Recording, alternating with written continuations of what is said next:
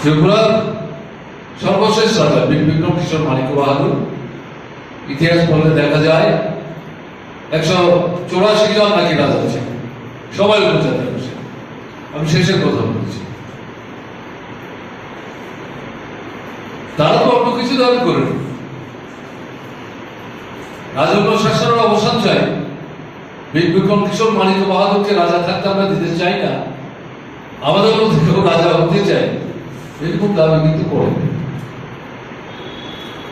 তাদের মূল কথা হচ্ছে নাম লিখতে পারে না, পড়তে পারে না। এই জায়গাটার মধ্যে সরকারের যে ভূমিকা গ্রহণ করা দরকার ছিল, রাজন্য শাসক তারা সেই ভূমিকা নেয়নি। আমরা তাই বেসরকারি উদ্যোগে স্কুল করবো, আমাদের ছেলে মেয়েদের মধ্যে যারা একটু লেখাপড়া জানে তারা সেগুলো চালাবে। আমাদের পরিবারের যে ছেলেরা মেয়েরা তাদের মধ্যে শিক্ষার আলোটা পৌঁছে দেবে। বীর বিক্রম কিশোর মানিক্য বাহাদুর এটাকে স্বাভাবিকভাবে গ্রহণ করে, ভীত সন্ত্রস্ত হয়ে পড়ে। কেন? তিনি কিন্তু লেখাপড়া শেখা মানুষ, তার ছেলেমেয়েরা কিন্তু লেখাপড়া শেখা মানুষ। তারা ত্রিপুরায় যতটা পড়েছেন, তারা বাইরে এমনকি বিদেশে গিয়ে পড়াশোনা করেছেন, উচ্চশিক্ষায় শিক্ষিত হয়েছেন। এতে আমাদের কিন্তু সেই সময় যারা লড়াই সংগ্রাম করেছেন তারা ঈশ্বর কাতর ছিলেন না। তারা ত্রিপুরা হতে পারে রাজ পরিবারে, তাদের ছেলেমেয়েরা উচ্চশিক্ষায় শিক্ষিত হয়েছে, আপত্তি কি? আমরাও তো আমাদের ছেলে মেয়েদের শিক্ষিত করতে চাই। তাহলে বীর বিক্রম কিশোর মানিক্য বাহাদুর ভীতিটা কি তিনি উপলব্ধি করেছেন? এই যে স্কুল করবে, নিরক্ষরতা মুক্ত হতে সাহায্য করবে, শিক্ষার আলো পৌঁছে দেবে, তারা তো শুধু নিজের নাম লিখতে পারবে, চিঠি লিখতে পারবে, চিঠি আসলে পড়তে পারবে, এর মধ্যেই সীমাবদ্ধ থাকবে না। তাদের চেতনা উন্মেষ করবে, তাদের সুবিধা অসুবিধা দায়ীকে এটা বুঝবেন। এর থেকে মুক্তির পথ কি, কি পথে তারা অগ্রসর হলে পর এই সমস্যা থেকে তারা মুক্তি পাবেন, এটা তারা বুঝতে পারবে। এবং এটা মূলত শেষ পর্যন্ত রাজন্য শাসনের বিরুদ্ধে যাবে আগাম। এবং আমি যেটা বলবো এটা সঠিক উপলব্ধি, তাতে তার মধ্যে ভীতি তৈরি হয় না। এই যে জনশিক্ষা সমিতি, তাকে বাড়তে দেওয়া যাবে না, তাকে স্কুল করতে দেওয়া যাবে না। শিক্ষার আলো পৌঁছে দেওয়া তাদের যে স্বতঃপ্রণোদিত উদ্যোগ, একে সরাসরি প্রশ্রয় দেওয়া যাবে না। একে ভাঙার জন্য, বিপদ তৈরি করবার জন্য বিকল্প সংগঠন তৈরি করার চেষ্টা করেছেন এই আগরতলা মহারাজা বীর বিক্রম কলেজ, যেখানে সে টিলাতে এই সম্মেলনের আয়োজন করেছে। সুধর্ণদেব বর্মা, হেমন্ত দেব বর্মা, এদেরকে এই সম্মেলনের প্রথম রাত্রিতে ধরে নিয়ে রাজবাড়িতে আটকে রেখে তাদের উপর দৈনিক নির্যাতন সংগঠিত করার চেষ্টা করেছে। আমি বিস্তৃত যাচ্ছি না, উল্লেখ করছি। লক্ষ্যটা কি? তাদের ধারণা ছিল, রাজার ধারণা ছিল এদেরকে দমনের পারলে এই যে শিক্ষার আলো প্রসারিত করার এই যে ভূমিকা, এই যে প্রয়াস, এটাকে দমন করা যাবে, কিন্তু পারে না। মহারাজা একটা সংগঠন তৈরি করেছিলেন, কিন্তু তার মৃত্যুর পর এই সংগঠনটা অতীত হয়ে যায়। জনশিক্ষা সমিতির আন্দোলন চলতে থাকে। তারা প্রায় 400 স্কুল স্থাপন করেছে। সরকার থেকে কোনো পয়সা দেন, একজন শিক্ষকের বেতন দেন।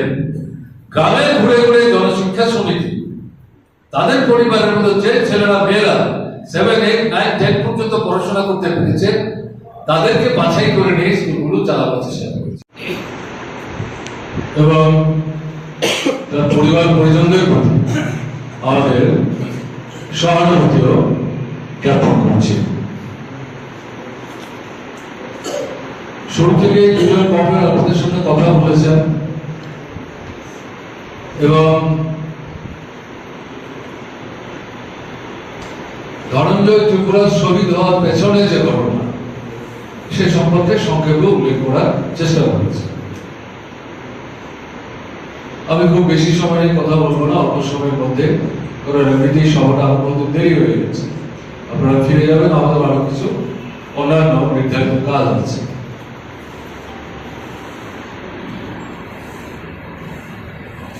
রাজন্য শাসনের সময় থেকেই গণতান্ত্রিক দৃষ্টিভঙ্গি নিয়ে মানুষের সাথে কাজ করার যে কোনো প্রচেষ্টাকেই অবদমিত করার চেষ্টা চলেছে। কমরেড আজাদ বলবার চেষ্টা করেছেন ত্রিপুরা রাজনৈতিক দলের অভাবে, কিন্তু তারা নিজেদের সংকীর্ণ রাজনৈতিক স্বার্থ চরিতার্থ করবার জন্য মাঝে মাঝে বিভিন্ন স্লোগান তুলে,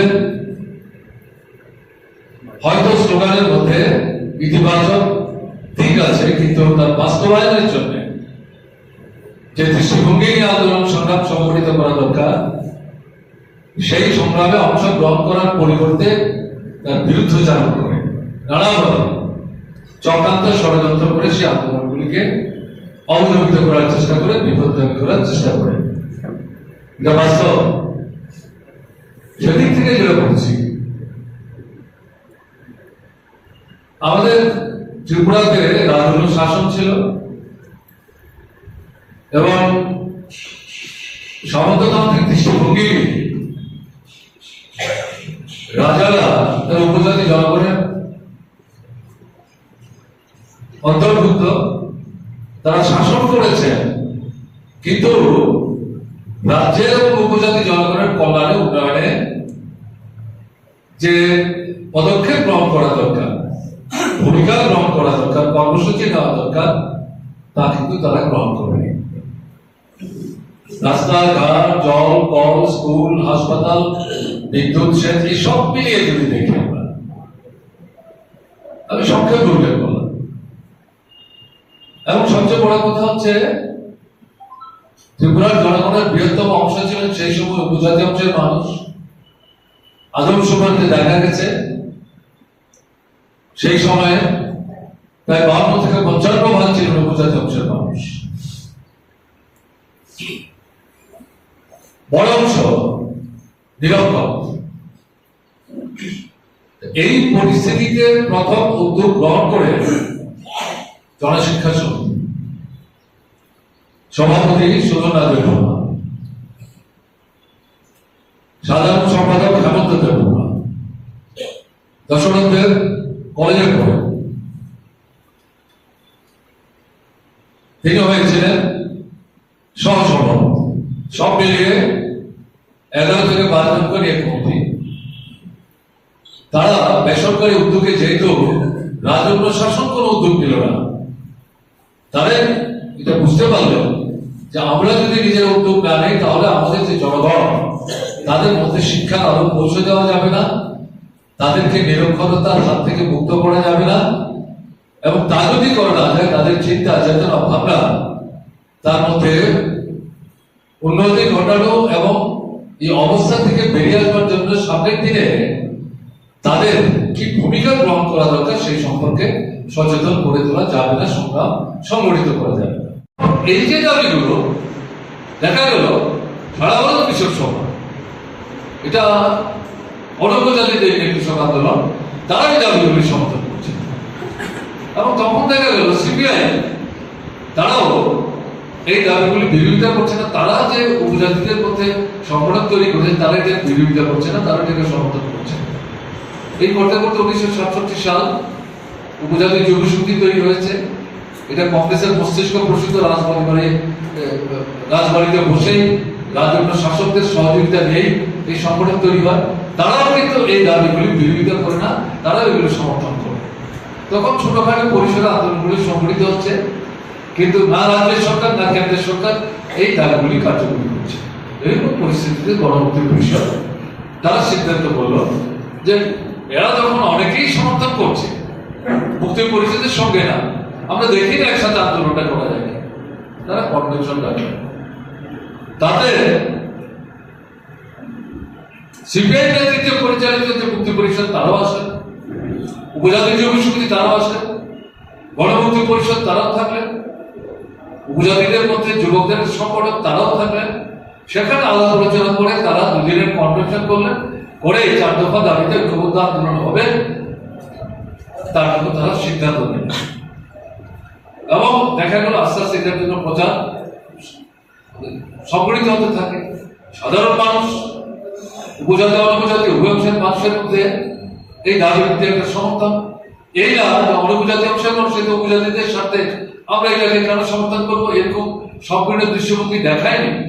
গণতান্ত্রিক দৃষ্টিভঙ্গি নিয়ে উপজাতিদের সাথে সাথে সরাসরিভাবে সম্পর্কযুক্ত এই চারটি দাবি হওয়া সত্ত্বেও তাকেও সমর্থন করে।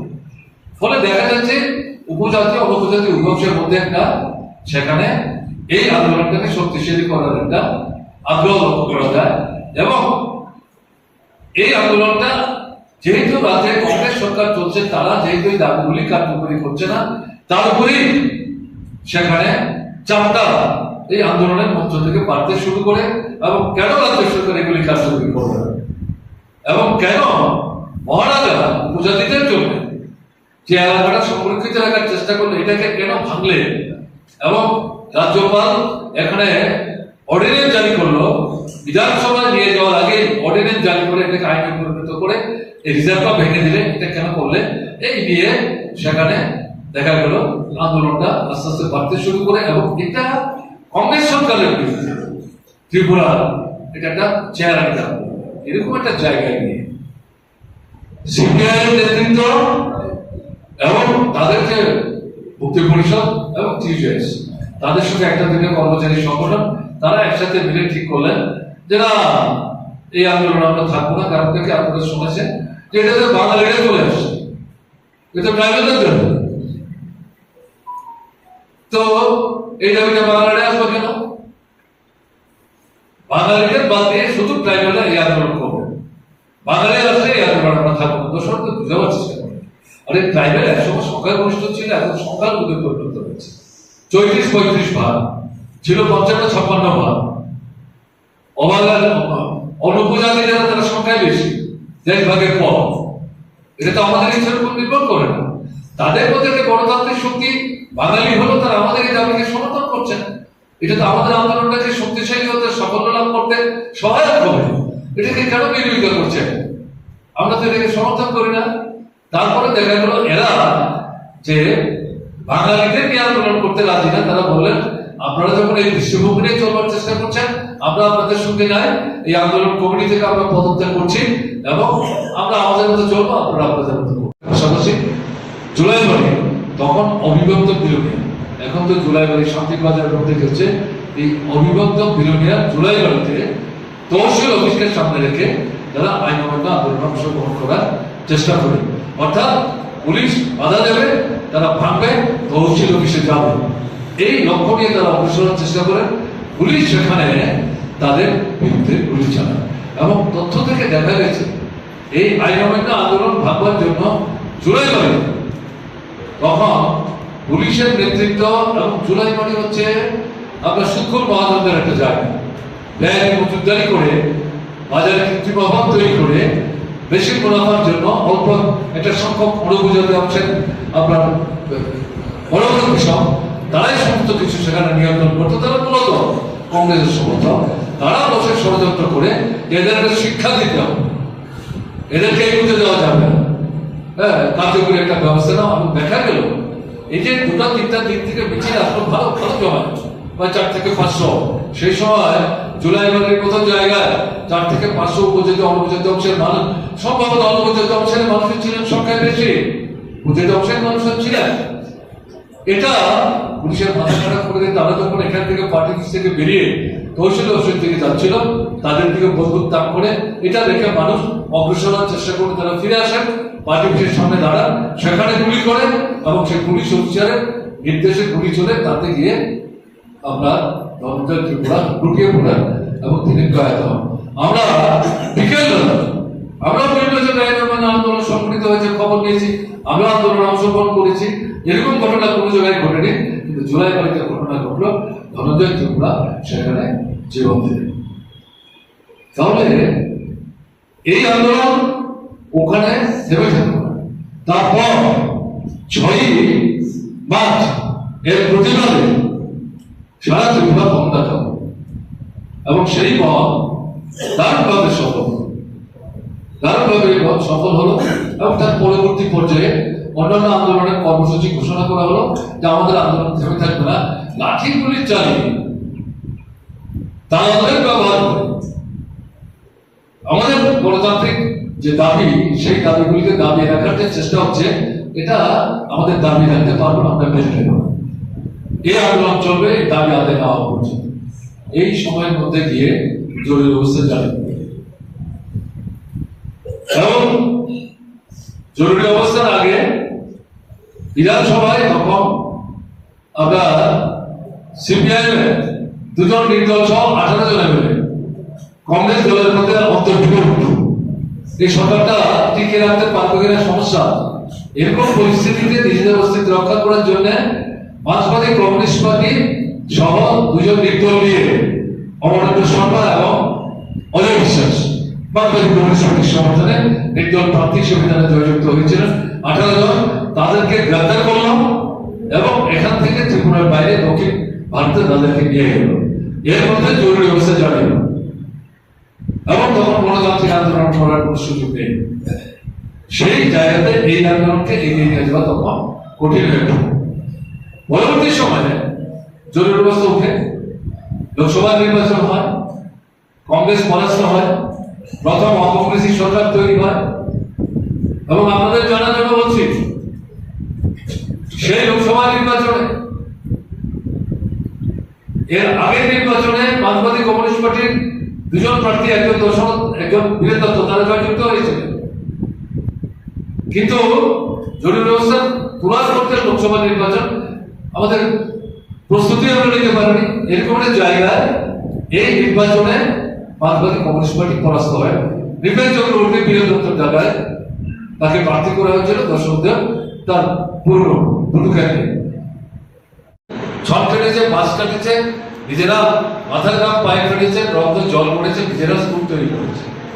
তাদের ছেলে মেয়ে একটু লেখাপড়া যারা জানেন তারাই সেখানে বিনা বেতনে এই গ্রামের ছেলেদের মেয়েদের তারা শিক্ষিত করার চেষ্টা করে। এরকম পরিস্থিতিতে রাজন্য শাসনে একজন আর্মির রিটায়ার্ড অফিসার, তিনি ত্রিপুরায় রাজাই তাকে এনেছিলেন, তিনি শিক্ষা দপ্তরের দায়িত্ব ছিলেন। তাদের সঙ্গে যখন জনশিক্ষা সমিতির নেতৃত্ব কথা বলেন, সরকার তো কিছু করছে না, আমরা করছি, এই স্কুলগুলোকে তো আমরা বাঁচিয়ে রাখতে চাই, আমাদের ছেলে মেয়েদের মধ্যে শিক্ষার আলো পৌঁছে দিতে চাই, কেন রাজন্য শাসক সেখানে কার্যকরী ভূমিকা নেবে না? তুমি লেখাপড়া যাবে মানুষ ভূমিকা নাও। সে উদ্যোগ নিয়ে প্রায় 3 থেকে 350 স্কুলকে সেখানে সরকারি অনুদান দিয়ে এগুলিকে বাঁচিয়ে রাখবার চেষ্টা করে। সম্ভবত এই নিয়ে রাজার সাথে এই ভদ্রলোকের দ্বন্দ্ব হয়। তিনি এখানে কাজ করবার জন্য এসেছিলেন। তিনি যখন বুঝতে পারলেন এই সরকার, এই রাজন্য শাসন, তারা শিক্ষার প্রসার চায় না, কাজে এখানে কোনো কাজ করা যাবে না, তাই একটা সময়ে তিনি এই দায়িত্ব থেকে অব্যাহতি নিয়ে শুধু ত্রিপুরা ছেড়ে না, ভারত ছেড়ে তিনি তার নিজের দেশে ফিরে যান। আমি এটা উল্লেখ করলাম, শুরু হয়েছে এই দিন। তার পরবর্তী সময়ে রাজা 1947 সালের মে মাসে প্রায় সেই সময়ে শুরু হয় ত্রিপুরা ভারতবর্ষের সঙ্গে থাকবে না, পাকিস্তানের সঙ্গে থাকবে। চক্রান্ত শুরু করে রাজ পরিবারের লোকরা, এদের নাম ধাম ইতিহাসের কথায় এখন লিখিত আছে, পত্রপত্রিকা উঠেছে। এরকম একটা জায়গায় এই যে প্রচেষ্টা, এটাকে প্রতিহত করবার জন্য ত্রিপুরা গণতান্ত্রিক শক্তি, ট্রাইবেল নন ট্রাইবেল, তাদেরকে ঐক্যবদ্ধ করে সেখানে মানুষ সোচ্চার হন যে না, ত্রিপুরা পাকিস্তানের সঙ্গে যাবে না, আমরা ভারতের সঙ্গেই থাকবো। এবং শেষ পর্যন্ত এই যে প্রচেষ্টা চক্রান্ত, সেটা প্রতিহত করে এই ত্রিপুরা ভারতবর্ষের সঙ্গেই থাকে। জনশিক্ষা সমিতির নামে কাজ করতে যখন কঠিন হয়ে পড়ে, কারণ তারা বুঝতে পেরেছে এর পেছনে কমিউনিস্টরা আছে, শুধু বীরেন্দ্র একজন না, এবং এরা অনেক দূরে এই আন্দোলনকে নিয়ে যাবে। কাজে এদের নেতা কর্মী সংগঠনদের পুনমতি স্বাভাবিকভাবে কাজ করতে যাওয়া যাবে না।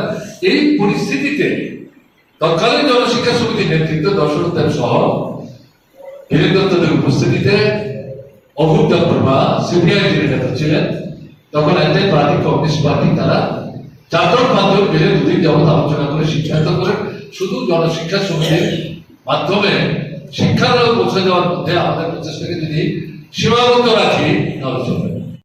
ধীরে ধীরে সারা ত্রিপুরায় নানা ধরনের প্রচার আন্দোলন সংগঠিত করতে শুরু করে এবং দেখা গেল তাদের যে বক্তব্য সেই বক্তব্যটা কংগ্রেস সরকারের বিরুদ্ধে কোনো কথা নেই, বহুল আক্রমণের কেন্দ্র অভিযোগ করছে গণমুক্তি পরিষদের বিরুদ্ধে, মার্ক্সবাদী কমিউনিস্ট পার্টির বিরুদ্ধে। পরিষ্কার, এবং এর থেকে এটা পরিষ্কার হয়ে গেল এরা আসলে কংগ্রেসকে রক্ষা করতে চাইছে, এরা তো উপজাতি জনগণের স্বার্থ রক্ষা করতে চাইছে না। এটা আদায়ের জন্য যে গণতান্ত্রিক ঐক্যবদ্ধ আন্দোলন, এটাকে বাধ্যত দাবিগুলি সমর্থন করলো। আসলে তলে তলে এই আন্দোলন যাতে সফল অর্জন না করে তার জন্য তারা এই ষড়যন্ত্র এবং চক্রান্তটা করছে। এই পরিস্থিতিতে গণমুক্তি পরিষদ উপলব্ধি করলো যে না, আমাদের তো বসে থাকলে চলবে না, আমাদের একটা বৃহত্তর পদ্ধতি তৈরি করতে হবে। তখন তারা এই আগরতলা চিলড্রেন্স পার্কের কমিউনিটি হল ছিল তখন, তাতে তারা গণতান্ত্রিক কনভেনশন ডাকেন। তাতে মুক্তি পরিষদ, কৃষক সমাজ সহ ছাত্র, যুবক, মহিলা, শ্রমিকদের সমস্ত সংগঠনের নেতৃত্ব তারা সেখানে আমন্ত্রিত হন। আমার নিজের এখনো মনে আছে, আমি যখন ভারতের ছাত্র ফেডারেশন করি, আমরা আমন্ত্রিত হয়ে সেখানে যাই। যুব ফেডারেশনের কর্মীরা যান, কৃষক সমাজ যান, মহিলা সমিতি যান। সেই তখন এত বড় না, এখন যেমন তার 40টা 42টা সংগঠন, তখন 15টা 16টা সংগঠন, ছোট্ট। তাদেরও প্রায় প্রত্যেকটা সংগঠনে নেতা কর্মীরা এই কনভেনশনের মধ্যে উপস্থিত হন।